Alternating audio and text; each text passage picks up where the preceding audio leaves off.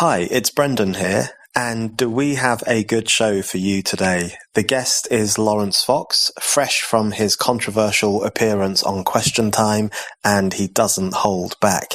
But before we get started, I want to tell you about the best way to support Spiked and all the work we do. We have no paywall or subscriber model.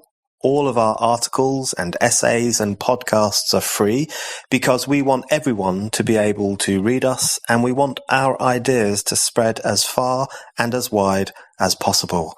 And to keep that up, and in order for us to grow, we rely on donations from our supporters, particularly those who give money every month. So if you enjoy the work we do, please do consider becoming a regular donor. One-off donations are brilliant and always greatly appreciated, but it is by building up our base of regular supporters that we can really plan for the future and for bigger and better things. Just £5 a month can have a huge impact. So to those who already give in whatever frequency, thank you. And to those who would like to, just go to www.spiked-online.com and hit the big red donate button to sign up. That's www.spiked-online.com and the big red donate button. Now, on with the show.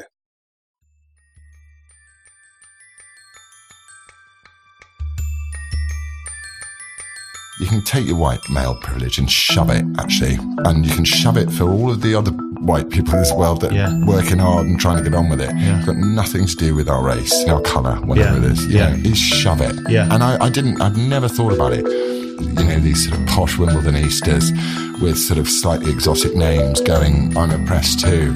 I didn't think it was that insidious, but now I do. I'm now actually angry. I haven't been angry for a while. I'm now like, fuck you guys. Hello and welcome to the Brendan O'Neill Show with me, Brendan O'Neill. This is a podcast in which an esteemed guest joins me to talk about the big ideas, the bad ideas, the problems and the controversies of life in the early 21st century. In this episode, I am delighted to be joined by Laurence Fox. Laurence is an actor and a singer-songwriter. He starred in the detective series Lewis on ITV from 2006 to 2015. His films include Gosford Park, Becoming Jane, and Elizabeth the Golden Age. He has released 2 albums, A Grief Observed last year and Holding Patterns in 2016. And he released an EP in 2013 called Sorry for My Words. That title, Sorry for My Words, sums up the rebellious nature of some of Laurence's music. He has taken a pretty firm stance against PC censorship and the divisiveness of identity politics. His anti-woke tune, The Distance, contains the line, "They seek to murder your opinion." It addresses the censoriousness and backwardness of the woke age and laments the decline of the age of reason. It's fair to say he holds opinions that people in the cultural world don't often hold, or at least don't often express. Laurence does express those opinions publicly, which makes him a breath of fresh air. Laurence, welcome to the show. Oh, thanks so much for having me. I want to kick off by asking you about your world, your industry, the place where you work, the cultural industry, and particularly to begin with the world of film, which to most people is perhaps the most woke of industries, the most irritating of industries, the one who, the people who are most likely to lecture us, even though they don't really have many legs to stand on when it comes to lecturing us. And we're talking shortly after Ricky Gervais gave these people a bit of a tongue lashing and told them all off at the Golden Globes for being hypocrites and pretending to be woke but behaving in a very unprincipled way. So is that accurate? Is it like that? When you mix in this world, is it correct that they hold opinions that are painfully politically correct and probably wouldn't be very popular with normal people? It's really interesting. I think it's changed a bit. In the olden days, there wasn't so much media, was there? You know, there wasn't social media and there wasn't, you know, the new media. So you only really had to be on best behavior for the times when you were being interviewed or at award ceremonies or things like that. But now because I think actors and actresses and everyone involved in the industry wants to come across as like, hire me, please hire me. Yeah. People need to adopt this kind of deep virtuosity in all aspects of their lives for fear of saying the wrong thing and getting blacklisted by the wrong channel or whatever. But the irony is so beautifully woke, isn't it? That it's show business that has decided to, take the moral high ground out of all of the businesses in the world and all of the industries in the world. The people that bought you the casting couch talk to you about this stuff. And what's so interesting is who's going to go down. There's a lot of people going to go down. People I know are going to go down. It should this continue, the policing of all of it. It's very weird. I think that your use of the word blacklisting is actually really important, because one of the things that struck me as deeply ironic and quite scary about this culture that we live in, and it's a very pronounced culture in the cultural industry, the kind of very unforgiving, censorious, sometimes quite prudish woke culture, which will cast you out of polite society for any minor moral transgression or any sexual misbehavior from 35 years ago. It has a lot in common with blacklisting as we would traditionally understand that word, which is in the 50s in particular, when you couldn't work in Hollywood if you had particular political views. Do you think things have got that serious, where you have a situation where actors and others in the film industry are always on their best behavior because they are worried that it's possible they could just be shunted from that sphere? It's endemic. I'm not even worried about it. It's endemic in our industry. Certainly, I never worked for the BBC. They would never hire me.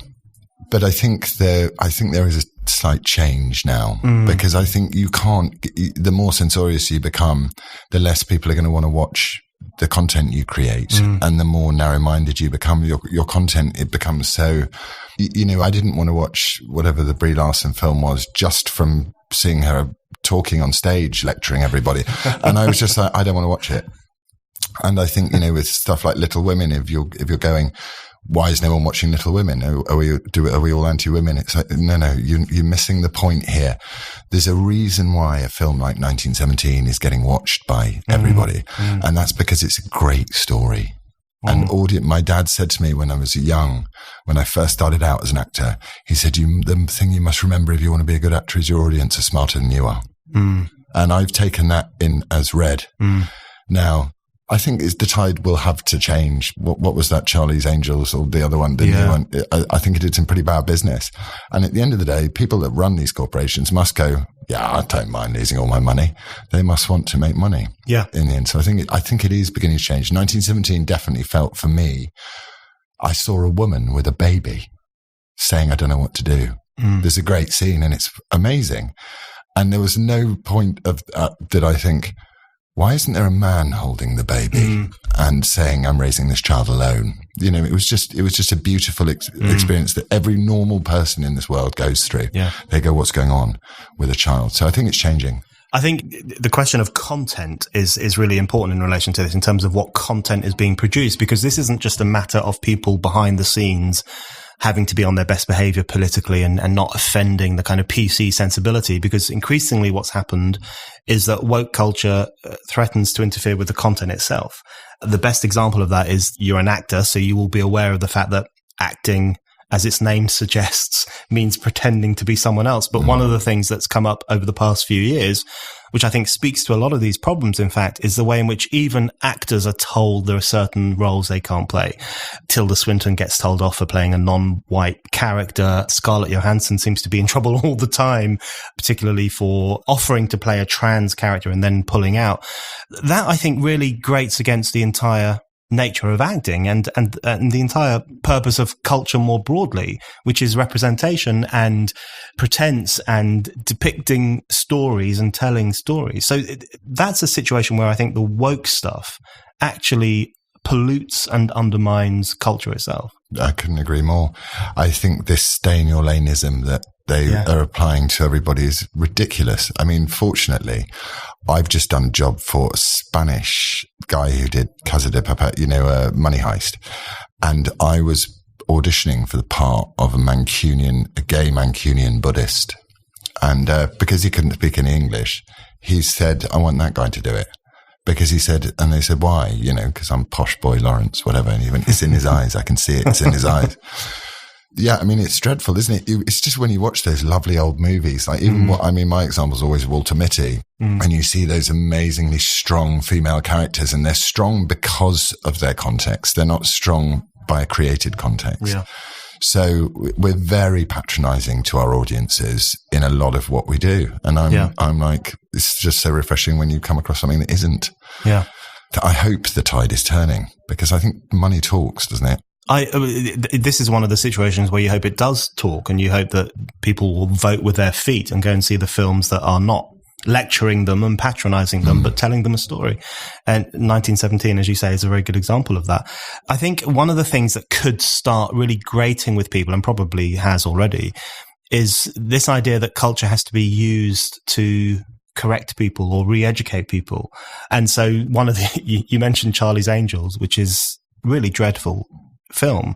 It's terrible movie making, but a lot of the justification for bringing that rebooted version out and for pushing it as much as they pushed it was to provide positive female role models to the public, as if we need to be told that women are capable, as if we need to be told that women are equal to men. So the use of culture as a form of lecturing, I think, is something that's really starting to piss people off. And also it's not the job of art and culture. The job of art and culture is sometimes to comment, I suppose, on society. I mean, I don't know if it's true, and I'm not well educated, but I was told that there's quite a lot of jokes on the roof of the Sistine Chapel about Michelangelo's patron. The guy who hired him. I don't know if this is true. I think I was told it by my agent back in the day. But, art's not there to reinforce that whatever culture is telling you. We're meant to be countercultural. We're meant to be inspiring new thinking. And we're meant to be the first thing that young people come across, that they choose to come across. Do you know what I mean? Yeah. It's like films and TV is the thing that they choose to come across. So if you're just shoveling them woke stuff, which they already have far too much of at school, you want to inspire people. I remember leaving Good Will Hunting when I went to, I was young. I'd gone to see my dad filming in New York, and I left it and I walked down the street, and you must have had that feeling when you leave a film and you walk down the street and you feel $1 million. You feel like I've seen the world in a new way. But they're like, no, you can't have thoughts, guys. Thoughts are really, really dangerous because they may lead to ideas, and we know what damaged ideas do. Yeah, absolutely. The only thoughts you can have are the thoughts that they deem to be the correct ones, and the ones that are right. Why do you think they're scared of thinking and ideas and thoughts? I think we live in a very intellectually shrunken era in which, the cult of offence taking, I think, has grown enormously over the past few years. And one of the things I think is most interesting about the woke era, or whatever we want to describe it as, is the way in which views that would have, just a few years ago been considered perfectly normal. For example, there are two sexes, or you shouldn't judge people by the color of their skin. I mean, these things that good, decent, progressive people would have considered to be, really sensible views to hold. The speed and the swiftness with which they can be overturned, and suddenly you have to accept that there are a million genders, and suddenly you have to accept that you should go through life viewing everything through a racial lens, and you should judge people according to their white privileged background or their black oppression or whatever else it might be. I think the great irony in political correctness is that it has this, it's very Soviet-like. It has this great churn. It has this great determination to kind of shunt aside views that were acceptable very recently and replace them with this kind of new dogma. It's more, I feel it's a bit more dangerous because, I read the Gulag Archipelago, and there's a brilliant bit in there where they're taking him off to the camp and no one can quite work out where the camp was, and they're all worried about going to the wrong one. But my fear is that now that it's a religion of one, the wokeism stuff, that people like you who really would like to talk about politics and class, I imagine, which is what I hear you talking about quite a lot, you've had to put all of that aside to address an actual massive problem with the way we're talking and communicating with each other. So the fact that it doesn't have any direction because everyone is their own god and everyone is competing with each other for more and more and more virtue to the point where it's gone so blind that normal people, I mean, look, it's not going to do me any favors as an actor to adopt any position about anything, because you really want to just be opaque and invisible and quite good at acting. That tends to help. But it's come to a point where even I'm having to say something. Because, people in their lives, dogmatized and run in working for corporations and things, they're having to accept stuff like implicit bias training and stuff like that. And then if they disagree with it, that's you're fucked, mate. Yeah. So I'm self-employed. I can just go, nah, I've got to say something. Yeah.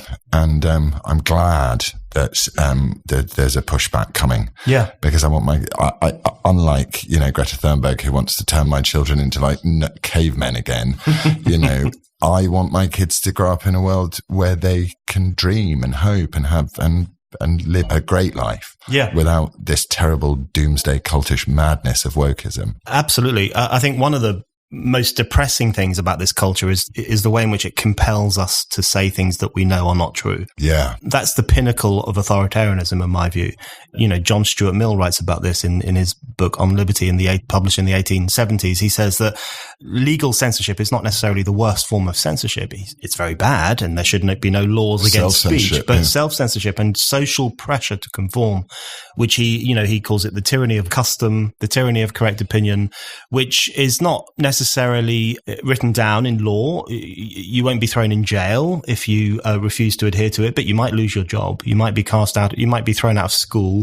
You might be banned from Twitter for life, as some feminists who question transgenderism have been. So that kind of pressure that people genuinely feel to say things they don't believe, but they know that saying them will keep them safe, I think that's really terrifying. And the beautiful irony of it all is that the irony is they're doing that in order to truly be compassionate. So to censor yourself is to truly censor yourself is often out of compassion. You go, I didn't want to hurt your feelings, but that's a choice that you make. Whereas the irony is so wonderful that self-censorship now is like you say, it's an authoritarian tool. You're exploiting people's goodness. Yeah. For the sake of serving some much more nasty system. That's right. And sorry, but fuck you. Yeah. Is my position on it now. Yeah. Your use of the word compassion is really important there, because the motivation for a lot of this is a kind of presumed compassion or a presumed caring about offending people, but very often it has the opposite effect, because, as you say, it gives rise to this incredibly intolerant, nasty culture. It's also deeply, deeply patronizing to the minorities who are supposedly easily offended. How dare they speak to minorities? How dare you speak to people like, I had it last night on Question Time with Shami Chakrabarti. She started going, we went, who do you fancy as Labour leader? And I went, Keir Starmer, only because I think Keir Starmer is probably the one that can go up against Boris. I think they're sort of both a bit dick swinging, and that's how it works. She went, not one of the women.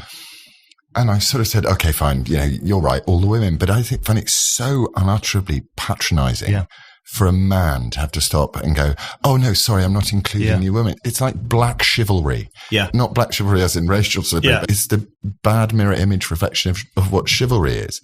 So compassion is human and it engages us. Yeah. But that's not compassion what they're asking for. They're asking for conformity and unity, as long as you agree with them. Yeah. And fuck you. I just keep feeling it.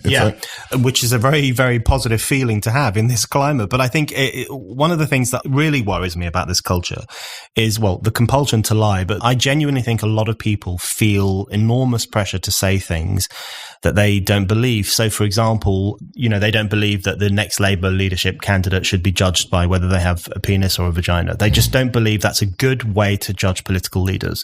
They think the best way to judge a political leader is, are they a capable person? Are they strong-willed? Do they have good policies? Do they have good beliefs? You could grab 100 people off the street and the majority of them would think that that's the best way to judge a leader. But a lot of us feel the need, I think, to pay lip service to the dominant ideological culture, which is one of identity politics and wokeness. And therefore you have to say, oh, it would be great if Labour had a female leader. So when you say fuck you to that, what's the kind of feedback you get? What's the kind of pushback you get? Have you found yourself becoming incredibly unpopular? Do you find film friends of yours say, Laurence, cool down? What's the kind of response you get? To start with, I suppose mainly I don't really have a lot of actor friends because I'm not great with friends generally. So I'm really good mates with my family, and I've got my best mate Paul, and my girlfriend, and that kind of does it for me in terms of people that I need input from. I think it's very odd, isn't it? Because, the equality of outcome thing, which they kind of want to get into film, is like, which talks to what you were saying about, can a straight person play a gay person or a woman play a transgender? It's tricky. People become confused. I find myself becoming confused just trying to talk about it.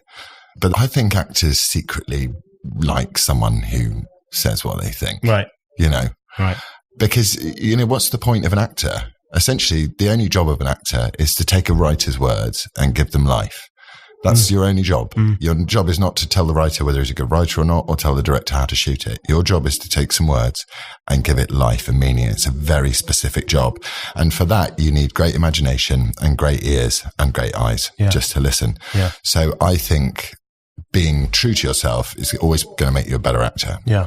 Probably a less popular one, but maybe a better one. What would you say in relation to things like the idea of quotas and the idea of whether it's a theatre company or a film production or anything else, deciding that they need a particular number of people, a particular form of representation? They've done it, haven't they? And it's backfired extremely badly. And it starts in American universities. They've done it with their positive discrimination. And, it's not served society well. Part of life is suffering, right? Isn't it? You're born into something. So I can empathise with Prince Harry, that he doesn't want to be born a royal. But he's got to deal with his lot in the same way that I can empathise with someone who's dying to be an actor but can't act at all. So we're all carrying some sort of burden. You're listening to The Brendan O'Neill Show. If you like this podcast and Spike's other podcasts, and also the articles and essays that Spiked publishes every day, please think about giving us a donation.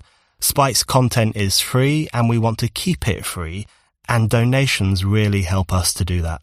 Head over to Spike's donation page now at www.spiked-online.com.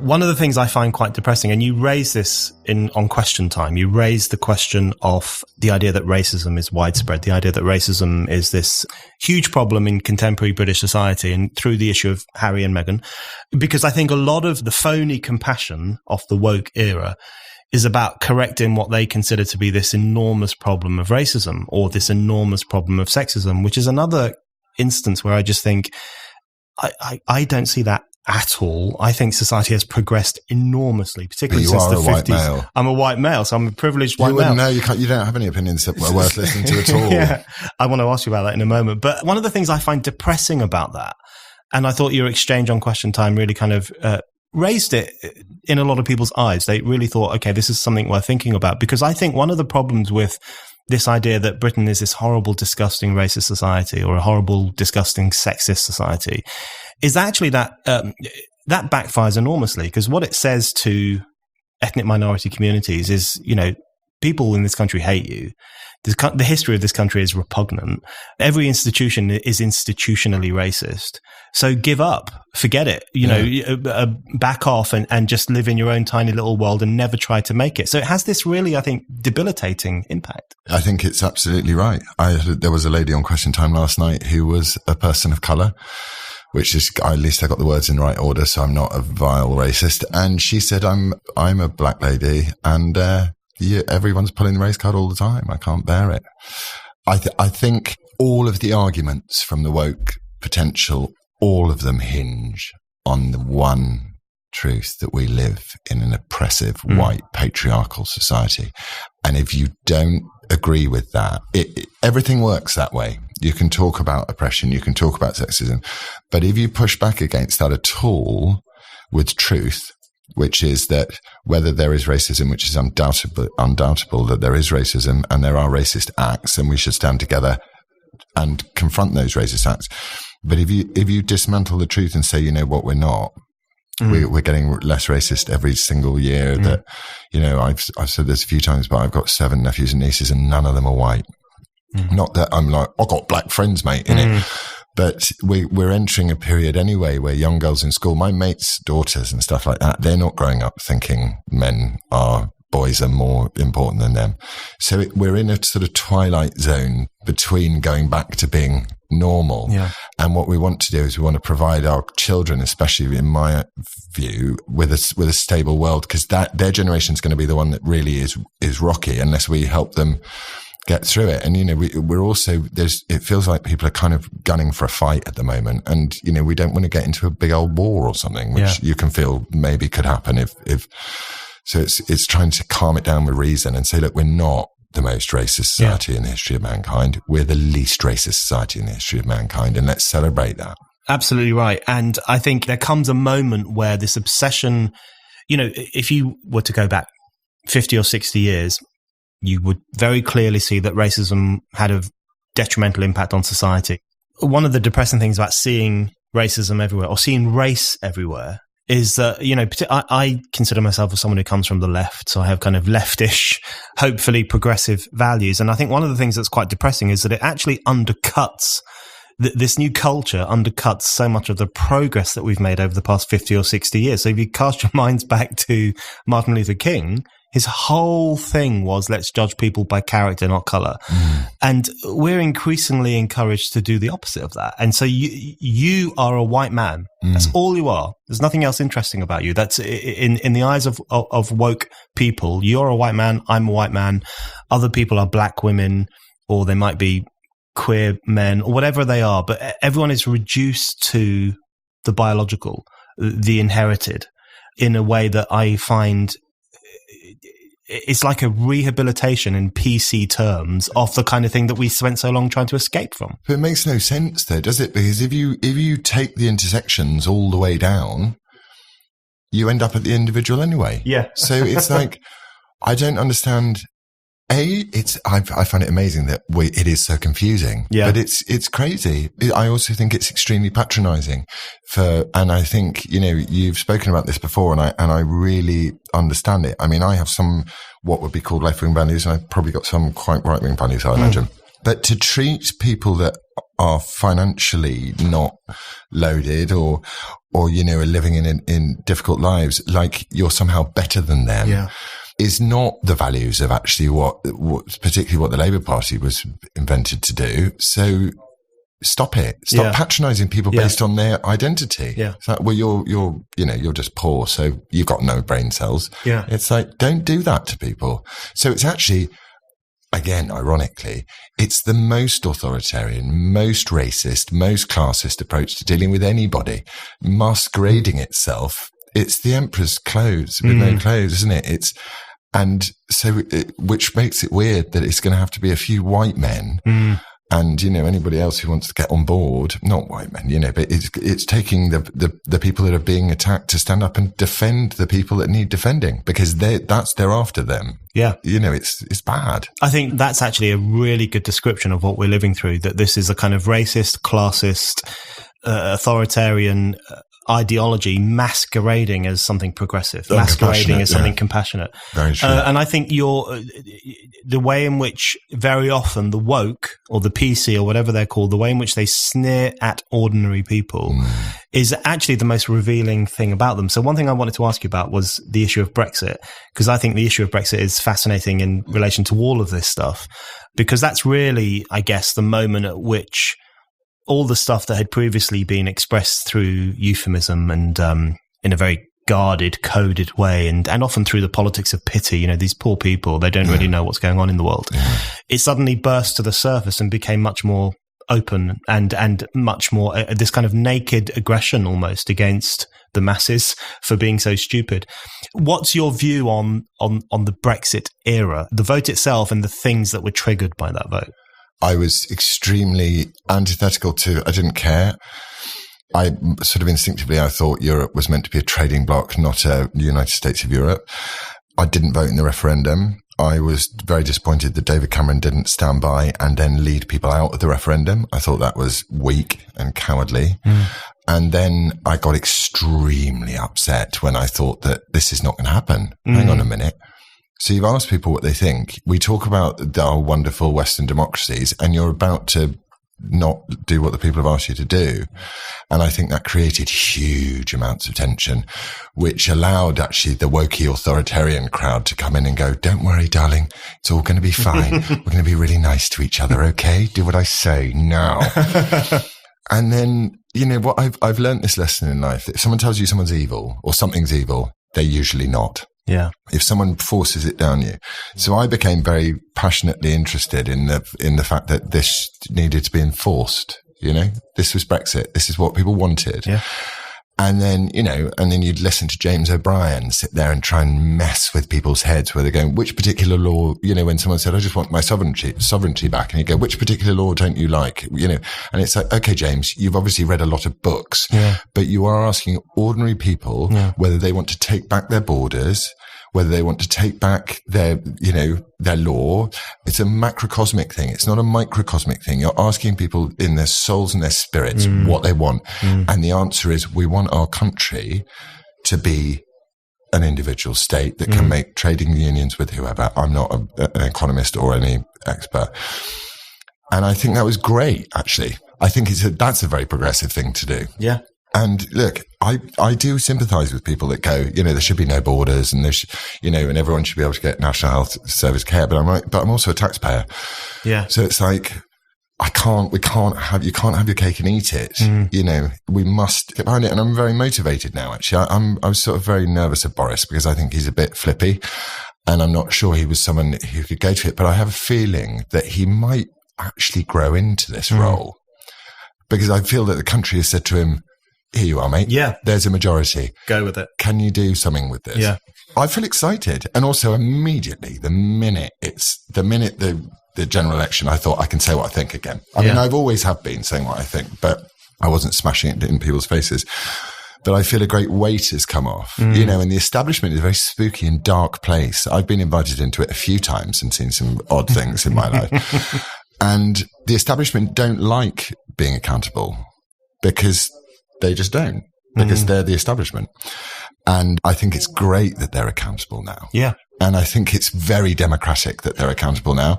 And I think we can get back now to really thinking about, right, who would be a great opposition? Who's going to stand up to these sort of towering judiciary hierarchies that come with Tory governments? Yeah. And go, let's get some politics going again and you know, make people's lives better, which is essentially what's the point of politics if it's not about that? Yeah. I think one of the great things about Brexit for people like you and me who are very skeptical of the kind of the backward nature, the unreasoned nature of our current climate, is that it really was ordinary people reprimanding the establishment and saying, listen, guys, you've outsourced too much of our sovereignty. You've denigrated democracy way too much.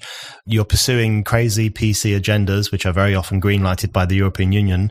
And we're going to put a halt to that. And I share your skepticism of Boris, but I thought that the wonderful thing about the massive vote for Boris, particularly when it came from the kind of red wall Labour leavers who've never voted Tory in their lives, is that it was a restatement of that. Even after 3.5 years of the politics of fear, the politics of abuse. Because you know why? Because what the nature of conservatism, really, true conservatism, not the stuff that we're told is conservative, is patience. You know, so I take my hat off to every single member of this country who voted Brexit, who didn't kick off over those 3 years. And I admire and respect every single one of them who bothered to turn out and vote. Yeah. And, you know, for entire constituencies to go from, 70, 80 years, never voted Tory. And then last night I was sat with Sharmi Chakrabarti and she was just navel gazing back in. And you're like, dude. Yeah. Come on. Yeah. You're the Labour Party. If we don't have the Labour Party, we're screwed. Yeah. And the guy in the audience, this lovely Scouser dude, he went, you're not listening. Yeah. And it was like, that's the worst Scouse accent ever. You're not listening? No, that's even worse. He said, you've been told. We've told you. Now do it. And I thought it was great. And especially Liverpudlians, you know, they just don't take any shit from anybody. Yeah, no, they don't. It's like, I think your point on patience is really important, actually. I got a bit of stick because I was on BBC TV and I said we should riot over the failure to deliver Brexit. I got into a huge amount of trouble. There you go. But I think that we were close to it, though. We were close to it. We were pretty close to it. Because push comes to shove sometimes. But I think the patient, C.L.R. James, a kind of great Trinidadian Marxist, who's one of my heroes, wrote a great book called The Black Jacobins about the slave revolt in Haiti.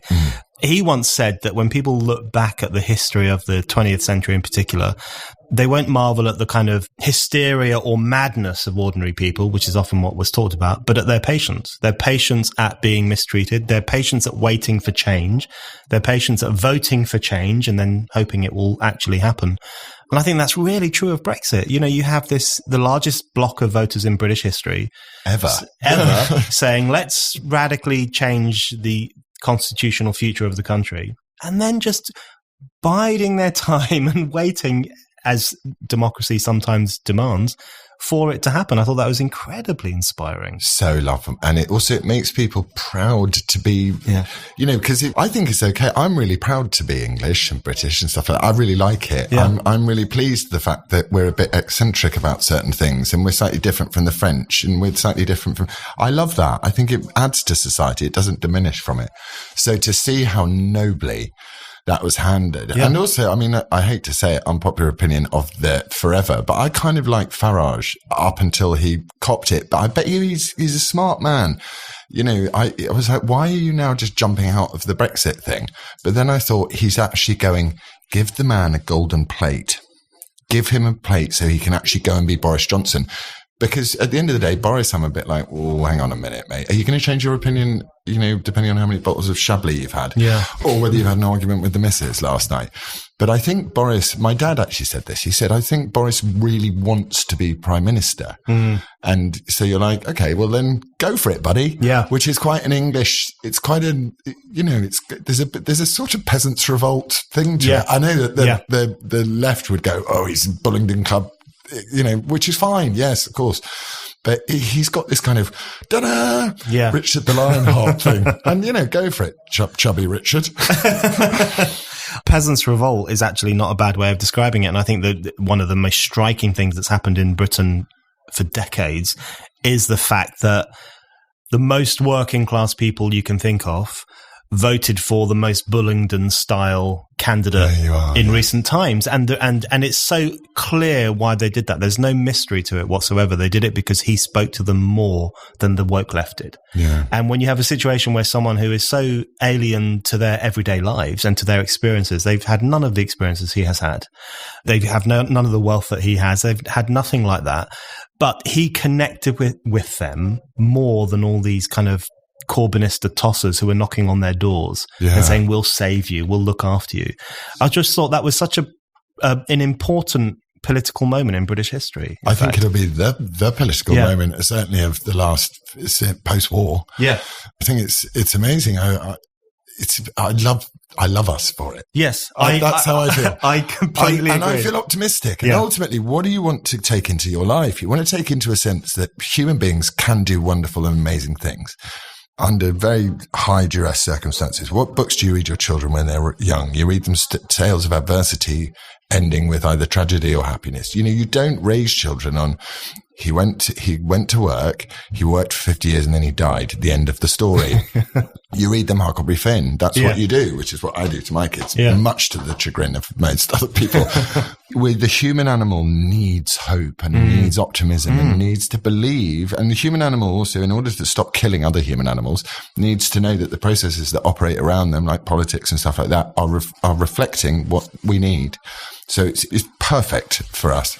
Yeah. I've been thinking along very similar lines myself, particularly about one of the key battles of our time actually being pessimism versus optimism. Because if you listen to the Remainers, or if you listen to the woke crew who are convinced that everyone's racist and life is incredibly dangerous and we live in a patriarchal, horrible society, it's just infused with this anti-humanism and this pessimism and this sense that you're not safe and ordinary people are untrustworthy. But if you go to the other side, the Brexit voting side, the kind of not very PC side, there is more of a sense of optimism. There's a sense of optimism that society can cope with controversial opinions. Ordinary people are pretty decent. Most people don't judge others by their race or their sex, but, are they good individuals? So I think that's really important. But one thing that I wanted to touch on in relation to that with you in particular, and in relation to your Question Time performance, which is now becoming quite a famous Question Time performance. I know, I wonder how many followers I'll have by the end of this. People telling me I'm a fascist. Yeah, this is the important thing, which is, and I think it's really worth reminding ourselves and everyone else of this fact, which is the chasm-sized divide between woke opinion and public opinion. And it's really worth reminding ourselves of that. So, for example, post your Question Time appearance, you get a huge amount of flack from the Twitterati, media elite, leftists, wokeists, whatever we want to call them, who respond in a completely hysterical way to the things that you said. But then at the same time, we know that there are huge numbers of ordinary people, or however we want to refer to them, who are thinking, I'm glad someone said that. That's what I'm thinking. And I think that's so important to bear in mind. And, Jonathan Swift made this point, which is that too often the opinions of a kind of London coffee house are mistaken for the opinions of the nation. And most of the time, they are actually very different things. I think that's exactly right. And that cognitive dissonance between Twitter and the world is going to be one of the massive problems that our children deal with and we to some extent deal with as we become, I think Elon Musk made quite a good point about the phone when Joe Rogan said to him, when's the phone going to be, when are we going to be androids or cyborgs or whatever? And Elon Musk said, you already are. He said, when was the last time you were without your phone? You're already a cyborg. So, I think optimism is, the Bible is about it. Good versus evil, isn't it? Yeah. Right? And I think optimism is probably good and pessimism is probably evil. I think, if you're given and that brilliant film Event Horizon, you remember how brilliantly it was expressed. And actually, Mads, that one of the journos from the Telegraph yesterday was like, watch Team America again. It's exactly the film for the moment. Yeah.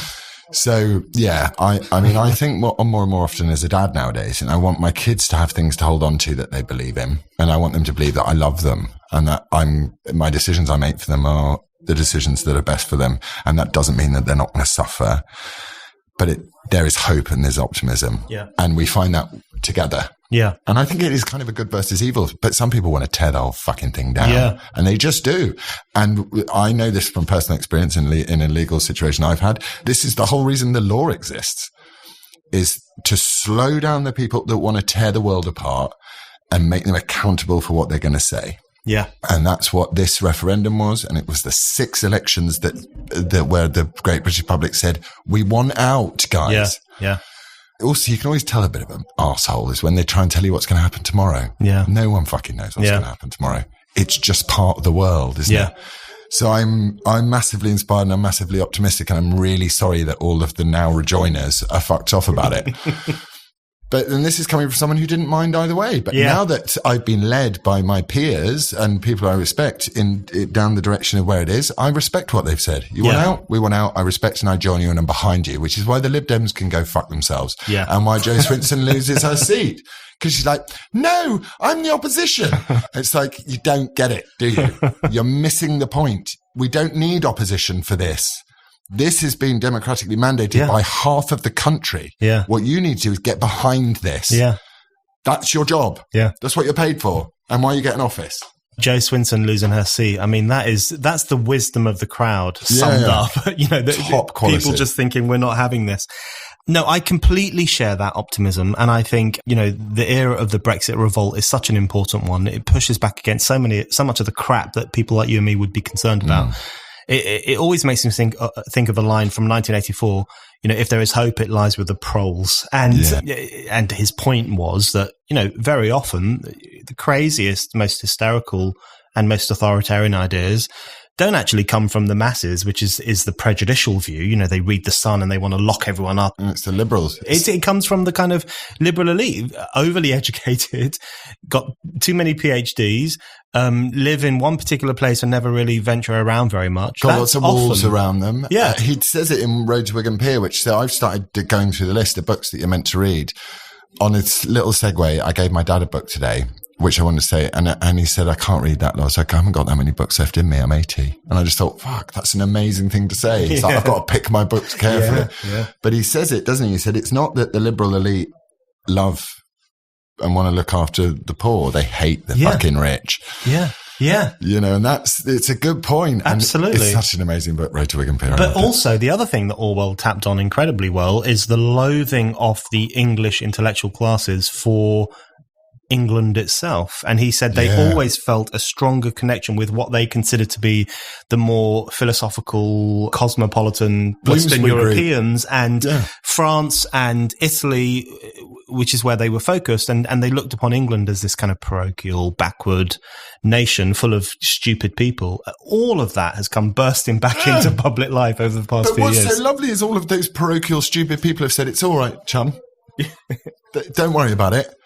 We're back. Yeah. You go and write some poetry. Yeah. And, and slag us off again. Yeah. But we just need to be staying on this track. Yeah. We're used to it. Yeah. Which is when it comes back to what needs to be dealt with, which is the class system in this country. Yeah. And all of the things that actually matter, like housing and food and transport and all the things that actually matter. Yeah. Rather than whether I want to join your fucking stupid religion, you cunt. Yes. Religion, the woke religion. Yeah, there's no better description. Guys.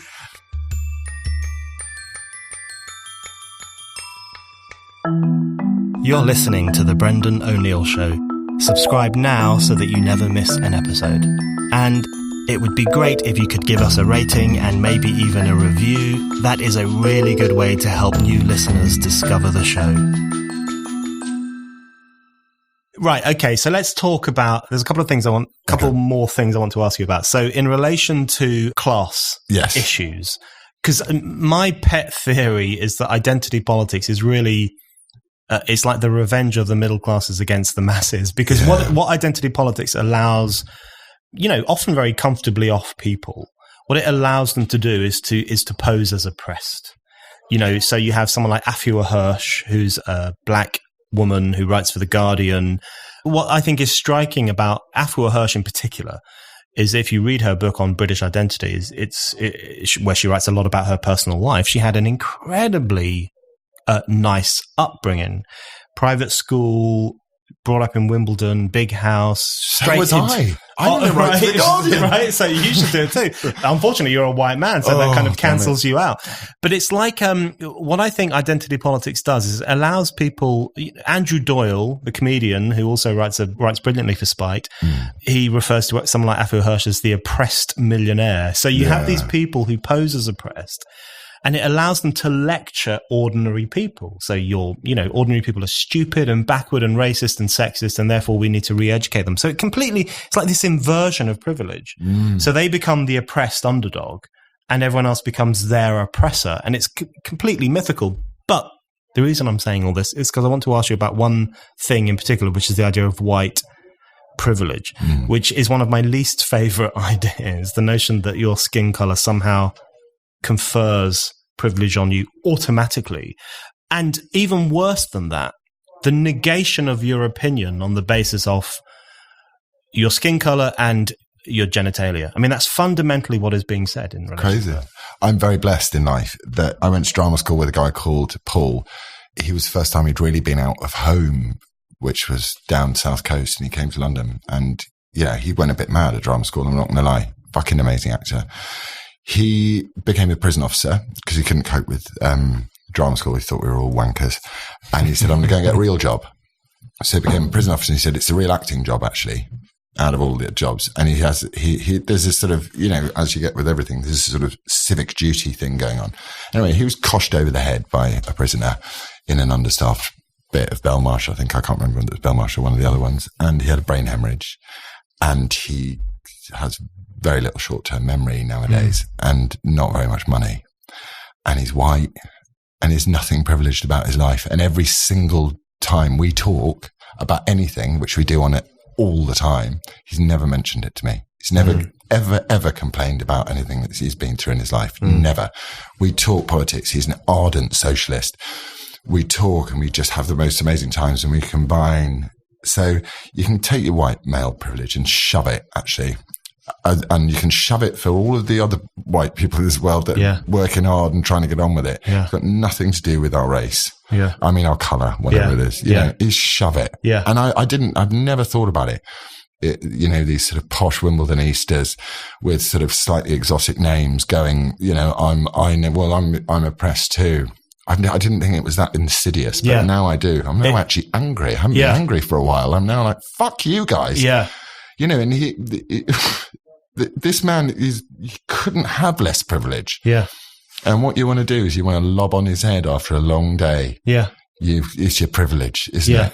I share your anger in relation to this because you have this perverse situation where you have these, you know, often people who come from very privileged backgrounds and who have columns in The Guardian or regular stints on the BBC or whatever else it might be, who go on and on about white male privilege. And I sometimes have this vision that they probably are sitting there writing their columns while a Polish man is fixing their toilet, or an Irish man is laying their crazy paving or whatever people have these days.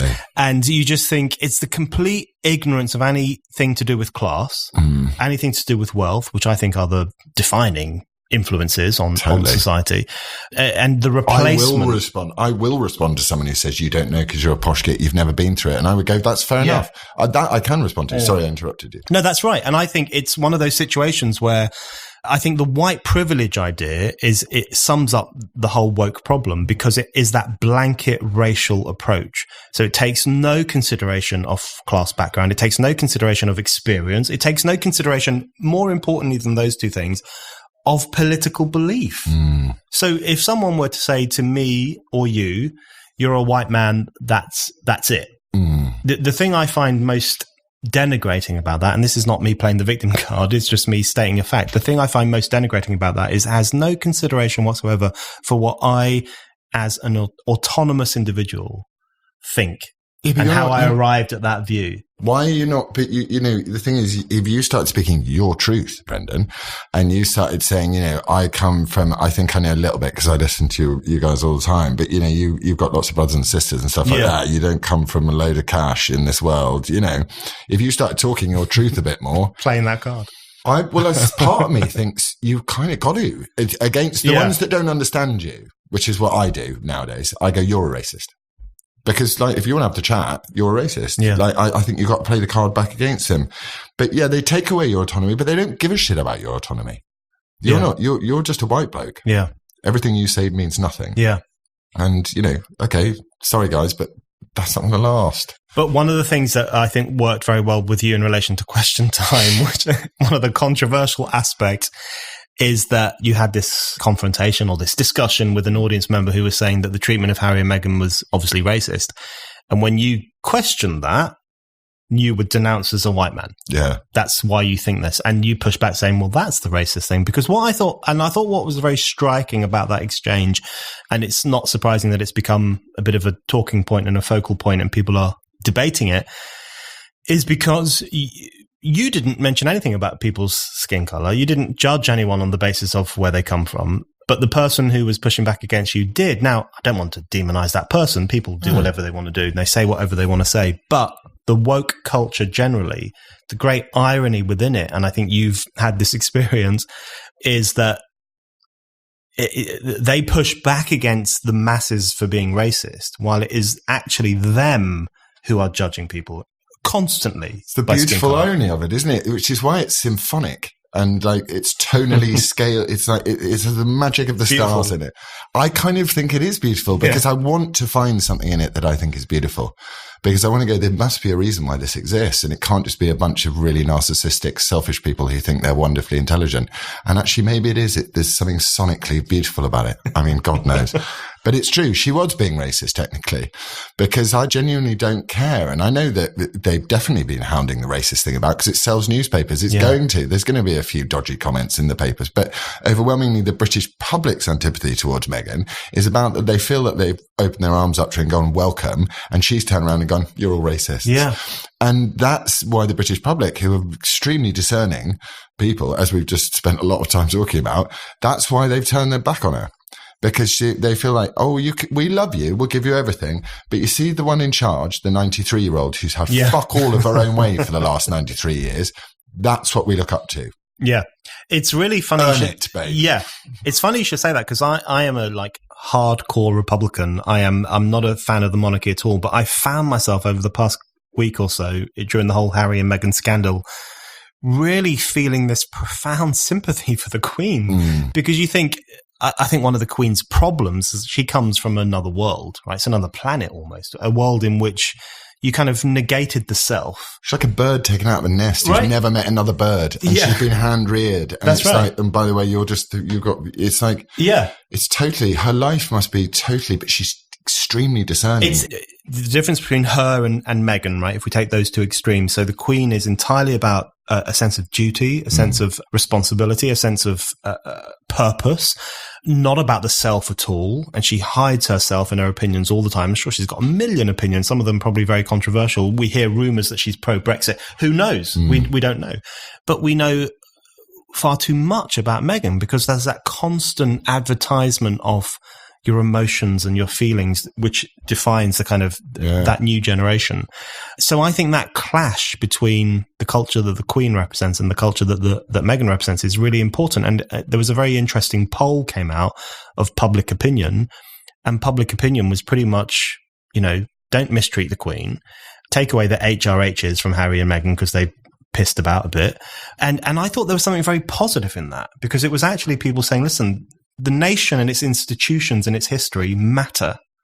And you can't just come in and say, screw all that, I'm going to do something different. That's a brilliantly described version of it. It really is, because, also, the post boxes have got E2R on them, and, whatever things have the Queen's stuff on it. And I think, we do these things. I often wonder, I ask myself in crazy apocalyptic world, whether the Queen, if there was something really bad happen, whether the Queen came on TV and went, my people, I ask you to do this, and whether we'd all just do it ahead of the Prime Minister. I think she's massively misjudged us lot. And I mean, if you want my sort of private shitty opinion, which is none of my business, because I do feel compassion for them, having had a difficult relationship myself in my life. I think that, when you've got a mate who gets married and he gets married and you still hang out and have a great time. And then, when you get the mate get married and he starts going around barefoot and he's looking really stressed and he does a lot of yoga. And my mum says this quite a lot. She goes, sign of a good relationship, Lars, is when two people bring out the best in each other. And I'm just not convinced at the moment that it's saying, and I think people probably know, but also, no relationship's perfect. So and they've got a new baby and you feel sorry for them and all that, but she's massively misjudged. Yeah. The thing, because it's going back to what you're saying about the patience of the people when it comes to referendum and getting democracy done. Yeah. And, I think the people are just sitting there going, okay, we support you. If it's shitty and difficult, it's fine, but not, we're going to brand Sussex Royal. We're going to fuck off to America and start up a foundation. We're going to make a shitload of money out of it. And we're going to dine out on the fact that we're royals. And by the way, fuck you lot. Yeah. It's like, and I'm like, oh, well, can we have the cottage back, please? Yeah. And the £20 million wedding where people were just like, welcome. And then you've got some numpty on Question Time going, you're racist. It's like, because the British people would really go, we're really not welcoming you in. I couldn't have seen a warmer welcome, actually. No, I completely agree. I mean, the welcome that Meghan Markle got, people have short memories, I think, because she was welcomed hugely. The wedding was massively popular. People warmed to her very much. She got loads of positive coverage. It only went sour when she started to become this kind of lecturing, wokist, hypocritical idiot who was taking a private jet to Elton John's house in the south of France while lecturing the rest of us from the pulpit of Vogue magazine about our carbon footprints. I know, but she doesn't want to see you when she's sat on the balcony at Elton's place. She doesn't want to see all the people that got an EasyJet to the same report lying on the beach. That beach needs to be clear. Get rid of so them. that when she can walk down, there are no proles getting suntanned who like a can of beer at lunch. There are no, that's there so she can think about how the world could be a better place. But, that's a really important point, because the great irony of all of this is that the progressives and the woke lobby will talk about Meghan in particular as this kind of the new royal, the more open royal. But actually, she comes off as even more snobbish than the old style royals, because the Queen has spent decades and decades rubbing shoulders with all sorts of people. She opens factories, she visits schools, she visits hospitals. She does, she really does do a bit of graft. And I'm sure she meets people she'd rather not meet. And she does it all the time. She met me and she didn't rather meet me. She was great. Whereas Harry and Meghan, what they're effectively saying is we're sick of doing all those things. We don't want to cut ribbons. We don't want to open some, whatever it is. We're going to do our own thing. We're going to become like a super version of the Obamas, and we're going to just mix with, the wealthy and make loads and loads of money and become a corporation. It's very progressive, though. It's very progressive to take your privilege and be aware of it, which is what they've done. They're very aware of their privilege. So, dine out on it for all I care. They are going to dine out on it. It's going to be interesting. I really hope that they don't have a difficult time together. And I think that, I, for one, know that I would never, I could never be with a woke woman. No. Or a feminist. Ever. Everyone take note. So there's one more thing I want to ask you about, which is an issue close to my heart and to many listeners' hearts as well, I expect, which is the issue of freedom of speech, freedom of thought, the right to express oneself. Because I think one of the most destructive aspects of woke culture, both on cultural life and public life, is this instinct to censoriousness and this you can't say that.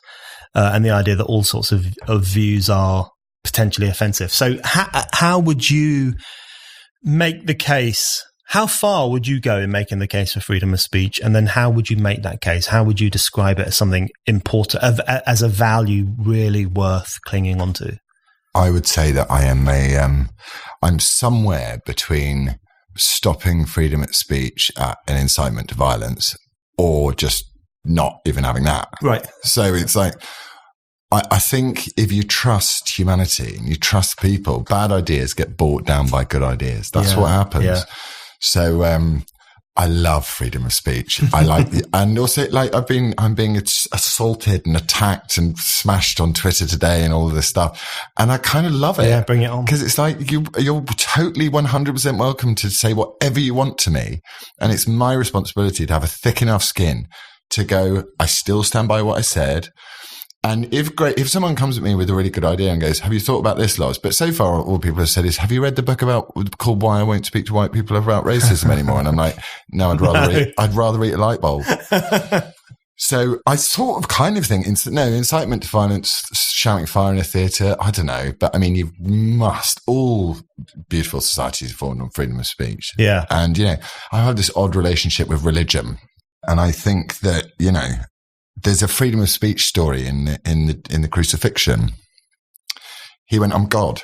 I'm Jesus. I'm the son of God. And they're like, mate, you can't say that. You literally can't say that. And he's like, no, I am. And they're like, we're going to have to kill you. And he's like, yeah, just say you're not. And he's like, no, I am. Yeah. And I think that's a kind of a freedom of speech story in itself. And I think some of these Bible stories are very much like 10s and 20,000 years old told stories, and that's one. It's like it's almost maybe the most important story. Yeah, which is freedom of speech. Yeah. So I'm an absolutist. That's actually surprised. I love free speech absolutists. I am one myself. I think that's a very good example. I think the crucifixion is a good example of freedom of speech that I'd not thought about before. My favorite biblical example of the importance of freedom of speech is St. Thomas and the right to doubt. And the right to ask for evidence, which I thought, the story of St. Thomas being the only apostle who said, nah, he didn't rise from the dead. That's complete nonsense. Show me the proof. I want to talk about this. So I've always admired Doubting Thomas, and Caravaggio's painting of Doubting Thomas, I think, is one of the great symbols of the importance of asking questions and inquiry. So, which brings me on, speaking of Caravaggio, out of the blue, brings me on to the final point, which follows on from freedom of speech, which is the age of reason. Now, you actually sing about the age of reason. Yeah. How do you think the age of reason is under threat, and what is important to you, in your view, about defending those enlightened values? I think the age of reason comes under attack in very specific and profound ways. And whenever it comes under attack and it's, new ideologies come into place, then hundreds of millions of people die. So therefore, there are certain things that we need to be on board with, which are, does your argument make sense? Are you speaking factual truth? Facts even. So I think the age of reason is, you either have the age of reason or you have destruction and death. That's what I think. I think, I often sit there and ask myself, how did the whole Nazi thing happen? And then I go, people would have changed the way that they thought. They would have gone away from reason and away from Enlightenment values, and they would have gone towards new ideologies. And those new ideologies, however attractive, would have again become about a freedom of speech thing. It's like, mate, we're not really on board with this, but it would lead to massacre and murder. So I think those values are the most important values to protect in the world. And they're the values I raise my children with. And so, that's how it's going to be. I think that's a very good point. And, the Nazis burned books, and as someone said, burning books is usually a precursor to burning people. But that kind of abandonment of freedom, the abandonment of the right of people to speak and publish and argue as they see fit, is always a really, really bad sign of what's to come. But I genuinely feel, on an optimistic level, I feel that yet again, people have stood up and they've said, no, thank you, nicely. 6 times. And now people are going, no, thank you. And I'm so grateful for it, because it crosses class divides. It's not the right to express yourself. It doesn't matter whether you're Prince Harry or, some patronized poor person who's got nothing and he's collecting benefits and can't fucking walk to the shops. It doesn't matter. You have exactly the same opinion. And again, it's a biblical value. I hate to say it, but that we are all born in the image of God, and we're all sinners as well, which I like. I love all these stories because I really connect with them. Yeah. Because it's like, there you go. You're all the same, man. You're all made in my image. I love it. Laurence Fox, thank you very much. Thank you.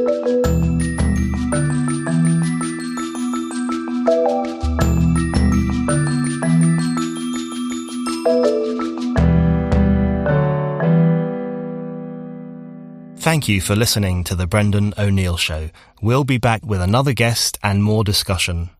Don't forget to subscribe. And in the meantime, keep reading Spiked at www.spiked-online.com.